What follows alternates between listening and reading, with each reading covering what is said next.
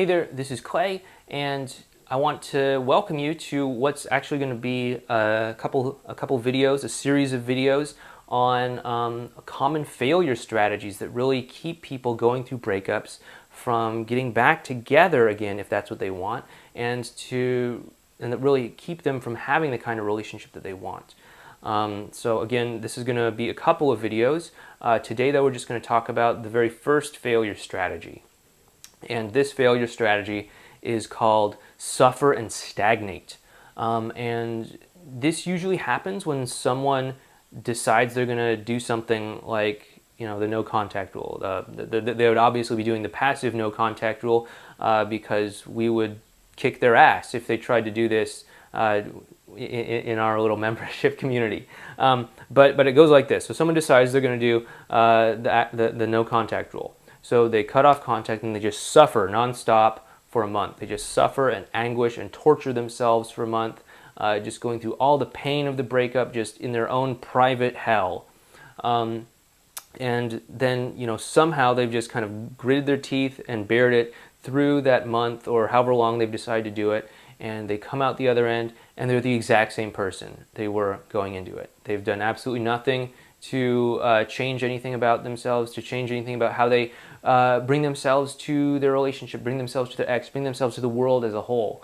And this really isn't going to bring you back together with your ex. I mean, like, the mentality is that, the no contact rule is this thing and you have to do it. It's this thing, you do it, you don't understand how it works, but somehow it's going to make your ex want to get back together with you. It's this mechanism that's going to make your ex want you again. It's going to make them miss you, it's going to make them reach out to you, all this stuff. And all you have to do is just kind of, suffer through it and it'll somehow magically work. But I want to be a little bit sobering to you today. I want to maybe shine the harsh light of reality on this way of thinking, and that is that's not going to help you have the relationship that you want. It's not going to help you get back together.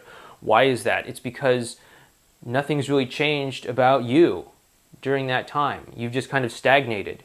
And when you do reach out to your ex again, when you do get in touch with them again, maybe they even call you. Maybe they even call you when they say they missed you and the two of you meet up for coffee or something. But when they meet up with you, they're just going to see that you're the exact same person that they broke up with.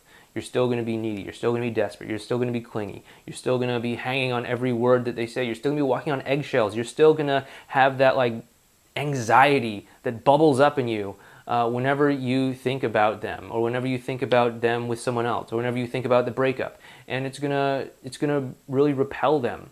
And this kind of ties in with the next failure strategy that we'll be talking about tomorrow. So stay tuned for that. But it's going to really push them away, and it's going to not make them want to spend time with you. In fact, they're going to feel, like, wow, this person's still in the same spot as when we broke up. Clearly I made the right choice in leaving this relationship. Clearly this person is exactly the person I thought they were when we broke up. Clearly this person has, my estimation of this person was correct, and I made a good choice in breaking up, and I'm really glad that I did, and now I can move on and start another chapter of my life. That's what they're going to think if you try to rely on the suffer and stagnate method. It doesn't work.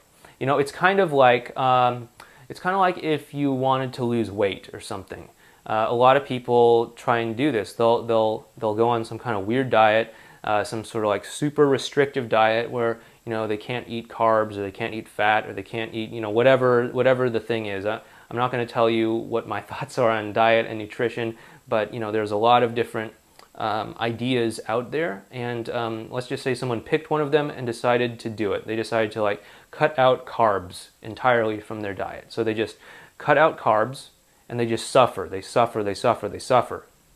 And they have to pass up on pasta. They have to pass up on muffins and bagels and all the delicious things that they want. And they're just suffering because at some point in the future they think that just kind of depriving themselves is going to get them to lose the weight, and it might get them to lose the weight, but on the other side of that, the diet's going to end at some point. And what's going to happen then? Are they just going to go back to the way that they ate before? Are they just going to go back to all of that? Or are they going to make some real fundamental changes? It's just like that. You know, like if you were to think of the no contact rule as like a diet, you want to like go into it and make some real changes in your lifestyle, in how you eat, and how you view nutrition, how you view exercise, all that stuff, so that when you come out, you're not just going to be the same person and just go right down the street and go to McDonald's or something like that. That's just going to have you backslide. It's just going to have you put all the weight back on, maybe even more so. And that's exactly what happens when it comes to the suffer and stagnate method. You know, someone will do no contact. They'll suffer through it. Maybe they get a little bit of results. Maybe their ex contacts them. Maybe their ex answers the phone when they call, whatever. But then when their ex sees them in person and they see that nothing's happened at all, they have this massive backslide where their ex suddenly says, oh wow, okay, you're the exact same person I broke up with. And suddenly their ex just moves on a little bit more, and they have to work even harder to try and get through to their ex. You know, I know a lot of you out there have maybe tried this before finding Mika and I, and you can probably kind of agree to this experience, I'm guessing, right? So I want you to decide right now whether or not you're going to continue with this kind of thinking. I want you to decide right now if you're going to really abandon the suffer and stagnate approach, and if you're going to really start taking a solid look at your emotional well-being, at the way that you bring yourself to the world around you, at the way you bring yourself to other people in your life, to your ex, to anything, and really examine that. If you're open to examining it, I'm not saying you have to do one thing or another, I'm just saying, are you at least open to examining that? Or do you still believe that how you bring yourself to the world, how you bring yourself to other people doesn't really matter that much, and that you can somehow magically get different results by doing the exact same things, but just by making yourself suffer, just by punishing yourself for a certain set period of time, and somehow that will atone for your sins and you can kind of get back to life as normal? I want you to decide right now. And if you think you can continue to just suffer and stagnate, and that will somehow yield a successful relationship, then there's nothing I can do to help you. There's nothing we can do to help you at all. However, if you are at least open to looking at your own emotional world, if you're at least open to that idea, and you understand that if you want change in your life, in your relationship, then you have to really change from the inside, not just, you know, stop talking to your ex for a month or something like that. If you're at least open to that, then yes, we can help you. And that's the entire reason why we made the X Solution program. You can go to xsolutionprogram.com and check that out and see if we'd be a good fit to work together or not. And you know, if you decide that we are a good fit, we'd be happy to take you on. If you decide not, that's fine too. But I just want you to make this decision and to really decide whether or not you believe that you can keep doing what you've been doing and somehow magically get different results, or if you're at least open to exploring the idea of change.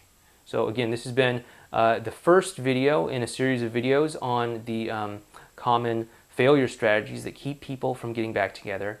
There will be more videos coming up in the next few days, so be on the lookout for those. Again, if you want to learn more about how you can work with us, just go over to xsolutionprogram.com. Other than that, be on the lookout for more videos in the next couple days. Thanks.